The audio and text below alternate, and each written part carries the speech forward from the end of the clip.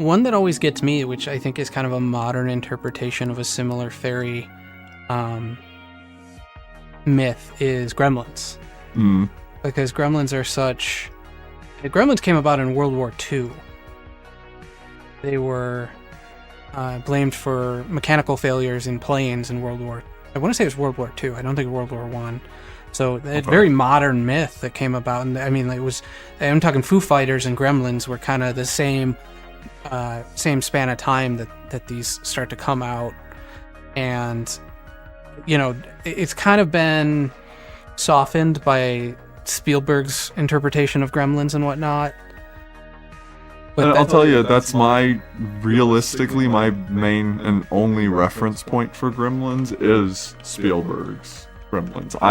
What you're describing to me is removed from my, like, cultural zeitgeist. I'm not privy. Well, so here, let me show you. This is from the Twilight Zone. Nightmare at 20,000 Feet. I remember this episode of the Twilight Zone. So it has two. It was remade for the movie. It actually had William Shatner in it. That doesn't look like Shatner, but I think it actually is. It is. Making a funny face. But there's a gremlin on the wing of the plane. All this in a short story anthology in 1961. So, I mean, this obviously predates the Spielberg thing really far, because the myth does. Yeah. He apparently, like, they gave him the models for the gremlins that they wanted to use, and he was like, make them look like my dog. The guy had a... Hey, we have a dog that looks like a gremlin. He does. Where's he at? Spielberg had a beagle, and apparently...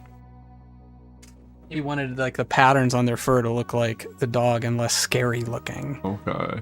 So, I think he's just trying to get that mass appeal. interesting facts. This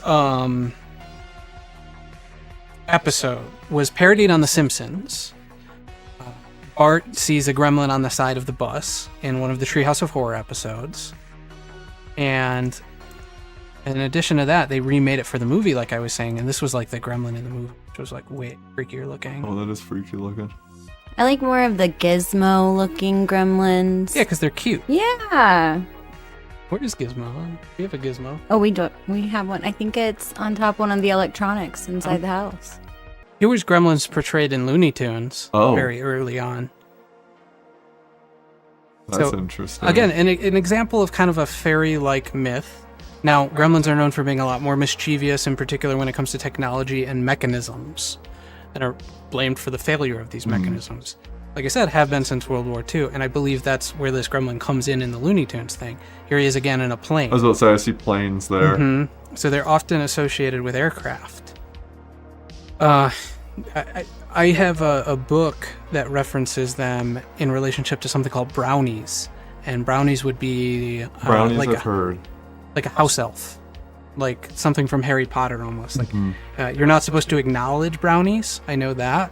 Like if you try to speak to them directly, or if you like leave gifts out for them, they don't like it because it acknowledges their presence.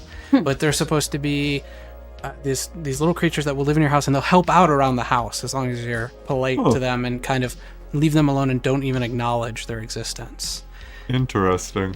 And gremlins seem to be a bit of a spin-off of that. But in the opposite direction? Yeah, more mischievous. Not necessarily associated with evil, per se, or like demonology or anything like that, but just technical mischief or mechanical mischief. This is one of my favorite portrayals of a gremlin. This is creepy in the scene because he's riding the jet, and I think it's John Lithgow plays the role that Shatner played in the first one, and he's looking out the window, and this guy's just beating sweat on the plane because he sees this thing and nobody believes him. And you know, at the end, the plane is grounded. Spoiler alert! At the end, the plane is grounded, and they're like taking him off to a psych ward, and he's like, "I was right." And you look at the side of the plane, and it's all like clawed up and stuff like that. But he's looking out the window, and this thing's just throwing chunks and stuff into the engine and ripping it apart. God. That thing is terrifying. Isn't it? It is. That's a really good It's gonna be my costume nightmare tonight. design. If I saw something like that, I would freak out. Yeah, Gremlins are a very fun one. Like I said, I like them because they're modern mythology. 1963 is when this came out, that episode. World War II Gremlin poster. Oh, Gremlins think it's fun to hurt you. Use care always. The U.S. government knew about them. There they've it been is. telling us about the Gremlins forever. It's the This little is a fun people. poster. Yeah, we should get it. I was about to say, I kind of want one. Yeah, we should print one. it. Or put it somewhere in the Absolutely. Yeah, I think I need that. It's good. garage. It belongs in the studio. I Yes. love old propaganda posters too. So a gremlin is a mischievous folkloric creature invented at the beginning of the 20th century, to originally explain the malfunctions in aircraft, like I was saying, and later in other machinery, processes, and their operators. Depictions of these creatures vary widely. Stories about them and references to them as the causes of especially inexplicable technical and mental problems of pilots were especially popular during and after World War II. Interesting that they came up with a gremlin to describe the machinery breaking down. Like, what? Well, is it just a case of like the dog ate my homework?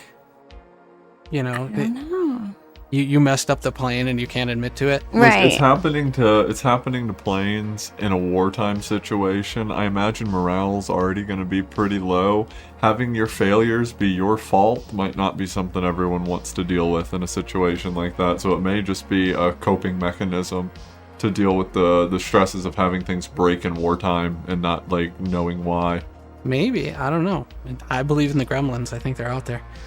Later sources have sometimes claimed that the concept goes back to World War I, but there's no print evidence of this. So there you go. And this specifically references the Royal Air Force being kind of the main source of that myth. See, look, there's even more. Oh wow. Gremlins are floor greasers. Gremlins love to pitch things at your eyes. Wear safety goggles. Gremlins will push you round. They just look like Humpty Dumpty and a DMT elf had a baby. Yeah, well, that's exactly it. Like it is kind of like this other dimensional. DMT elf is Terrence McKenna does come to mind if you know Terrence McKenna and his idea about self-transforming machine elves. The Gremlins will get you if you don't watch out. I like that one too. We should print that one too. Take it easy. Take it easy, man. Take it easy. He got a bucket full of dope. There's some stuff going on in this, man. That's cool.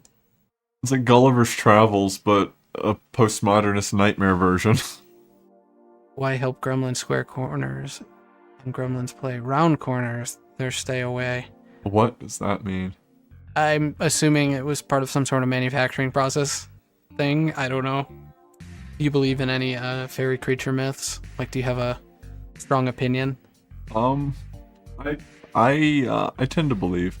I tend to believe with as much weird nonsense as has happened in terms of tiny little goofy things going on in my life that I can't explain. So Rec in chat says we have the legend of the little people up here in Pryor Mountains of Montana. I hope I said that right. Montana. Have had gremlin-like vehicle failures up there many times back in the day.